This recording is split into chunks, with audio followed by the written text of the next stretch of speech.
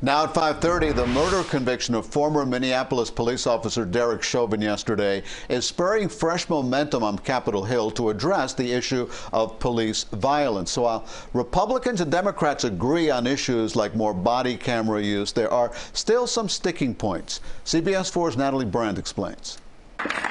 From the family of George Floyd, we're going to fight for everybody, to the President of the United States. We can't stop here. Recognition that Tuesday's guilty verdict for former police officer Derek Chauvin is just step one. We have to focus on transforming policing in the United States. California Congresswoman Karen Bass is among those leading efforts on federal police reform legislation. The bill is passed. Just last month, the House passed the George Floyd Justice in Policing Act. It would ban chokeholds and some no-knock warrants and prohibit racial and religious profiling. But overhauling qualified immunity protections for police, which would make it easier to hold officers accountable in court, has been a non-starter for Senate Republicans.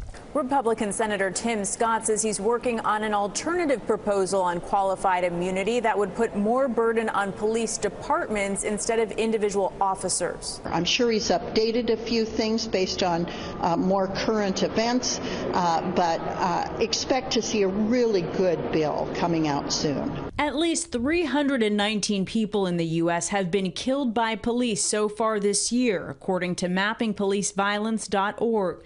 The group says in recent years, the vast majority did not result in charges against the officer. I think it's time for us to have a commission to take a deep dive, deep look, evidence-based approach to how we imagine policing for the next couple of hundred years.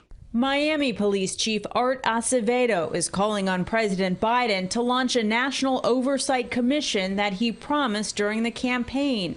The White House says it will focus on legislation instead. Natalie Brand, CBS News, Capitol Hill. House Majority Leader Steny Hoyer said today he expects the Senate to amend the House bill, but he's hopeful that progress on passing something out of Congress could come in the next few months. Look for much more on the push for police reform tonight on the CBS Evening News with Nora O'Donnell. That's at 6:30 after CBS 4 News at 6.